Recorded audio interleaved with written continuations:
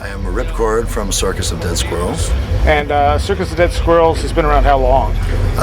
We officially started in 2001, but we've had a couple of years here and there we weren't doing it so much. So I'd say total active time, we've been around probably about 6 years. Okay, and where did this start? Did it start with you? Did it start with someone else? It started with me, Dan Raphael, and John Beeler. Actually, when we were in high school, we started working on music together in a band called Toilet Duck. It was a ska Say band. that again? Toilet Duck. Yeah, we actually wrote to, there's a toilet cleaner too. We wrote to Johnson & Johnson and asked them for permission to use the name, and they actually granted us permission. So if you ever want to use that down the road, we still can. How did the name Circus of Dead Squirrels come about? We got rid of the Toilet Duck thing because through time we started becoming industrial. We started using more electronics. Mm-hmm. When we were a ska band, we lost all our horn players and most of our live members. So we turned, we started at that time we were using Cakewalk and Sonar and all that crap. But yeah, we just figured we were starting to become a different band, and so originally we were called Squirrel Bait because my father used to always say that.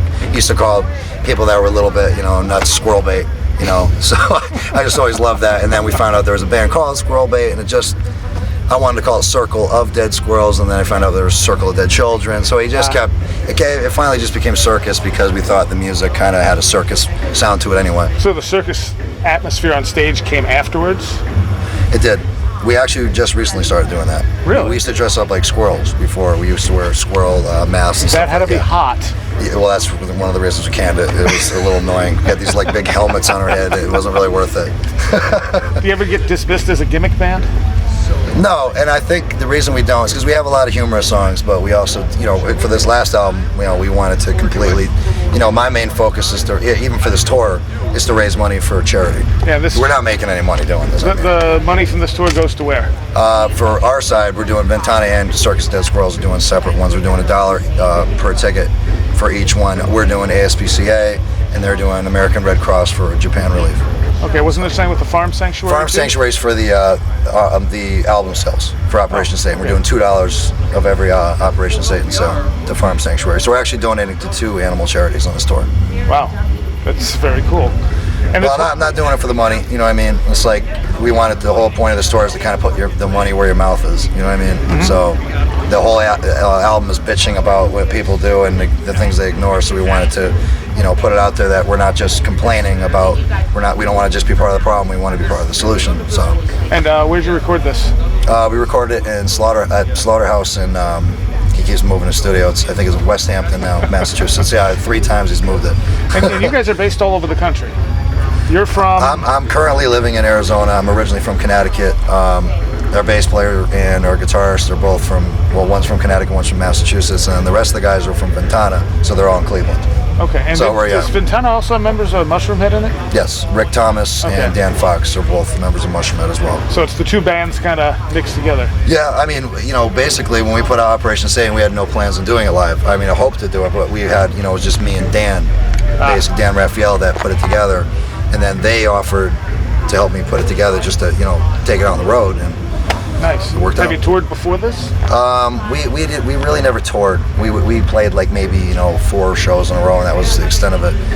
We played weekend shows and stuff like that. Okay, but you did play out. We did play out, but not that much. This is the most playing out we've done. How do the song structures come together? Usually it always starts with music, and it starts with us just on keyboards programming stuff, and then Dan will add the guitar in, and then I'll do the vocals. I mean, there's been a couple songs where I had ideas lyrically first, but usually it's music first. Obviously this album is all about animal use and such. Right. Inspiration on the other 2? There's 3, right? Yes. The first album was there's a little bit of everything in there. A lot of our ska stuff kind of came through onto that. A lot of 8-Bit Piece of Shit, for example, Sea Monkey Kill, Heaven Can't Help Us. Those were all old Toilet Duck songs that we redid. But Indoor Recess, I don't really know. There wasn't really much motivation behind that. I mean, it was just a bunch of different things. Some of the songs were personal, some of the songs were wacky, and then we started to kind of, focus in on themes for Pop Culture Massacre. Just kind of. That was almost like asking for a lawsuit album. Let's see how much we can go with this. You know what I mean? How many things can we sample that are blatantly obvious? And nothing ever came of it, and maybe someday it will. But just to show that we don't care. You know what I mean? And that's why we have the disclaimer in the beginning about parody, satire. We were just kind of push the limits on all these mega corporations. You know what I mean? We're a small independent band, and we're trying to use their samples against them. For example, with Happy Mealworm or Elmo's Last Laugh, we're trying to degrade them through their own work. So that was kind of the point of that album. And live, you have the video wall. Yep. And do you put all that together? I did. I put all the videos together. Then our bass player Matt Nodlin went and just edited, and put some effects on it. We spent the last couple months doing those. Okay. A couple of them are online. What We Deserve and Bible Thumpers we did put on YouTube, so you can actually watch those. Yeah. And you do throw balls, and what else do you throw into the audience? We throw balls, water balloons, a couple pies in the face.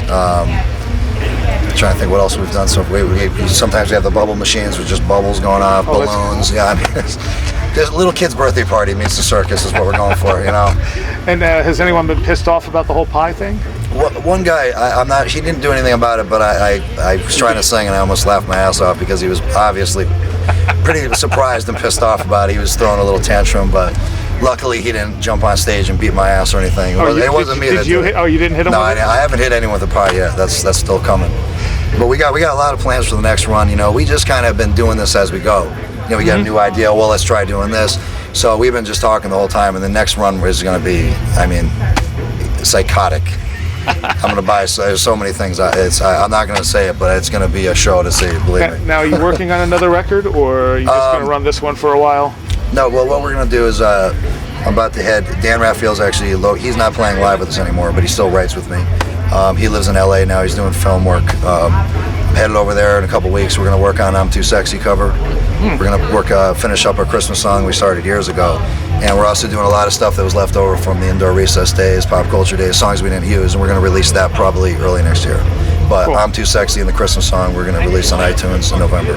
Nice. Yeah. Now you are independent. You don't have a label or anything, do you? Don't have a label. It says Foreign Nation on the back, but that's just our way of saying that's one of our products that we, independently did. But it's not a label. Do you prefer it that way? Yes and no. We had a couple offers through the years, but they were always ridiculous. 7 album deals when owning the masters for 25 years. Stuff that was just absurd. Takes it out of your hands. Right, and then we're getting no royalties, so it's just. And then talking to other bands on the labels, they weren't doing much promotion, so it's like. At that point, you're better off on your own. So if we could get a decent deal from a bigger label, it would definitely be worth it. But right now, we're just doing what we can. And like I said, we're not in it for the money at all. We never made money doing it. I'm not bothered by the fact that we don't. If I can raise some money for some things that are obviously much more important than myself, then I consider myself a success. Cool. How do you feel about the internet overall? Like from promotion to people downloading your stuff? It's a good and a bad thing. I think overall it's good. It does get on your nerves when you see, how many people illegally download your album, but at the same time, those people probably would have never heard of you without the internet. So it's, that's why it's good to be out playing again, because if you're out and you're active and you're touring, then it actually comes back to you, because maybe those people now will come out to your show at least.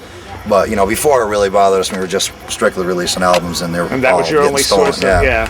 But I think it's overall a great thing. Okay, what about web presence for you guys? Web presses? Presence. Oh. Like web pages. Oh, sorry. It's all right. Are we present on the web? Yes. We have our official website, which is circus@deadsquirrels.net. We're on Facebook. Did someone have .com? Or did you I used to have it years ago, and then when the band fell apart, I let go of it, thinking we would never do this again. And then when I went to get it again, somebody registered the domain. It's like probably hoping you'd want to. Yeah, want me to buy it, but I'm not going to do that. So it's .net now. Facebook, obviously Facebook.com/circus@deadsquirrels. Same with MySpace. And we have YouTube. We have a YouTube channel. Yep, with the new videos. Is everything linked off of your website? It is. Okay. Yes. All right. Yeah. Anything else people should know about the band? I think we covered everything. Just look for. We're going to have the new songs up in November. We're going to be doing this again in a few months. And the new album is called Operation Satan. It is available on our website. It's also on Amazon.com, CDBaby.com, iTunes. So, and like I said, $2 of every sale does go to charity. So you're not only supporting the band, but you're supporting good causes. So pick up our album. Don't steal it. Awesome. Fuckers. Yeah. Well, thanks a lot, and I appreciate you guys coming out.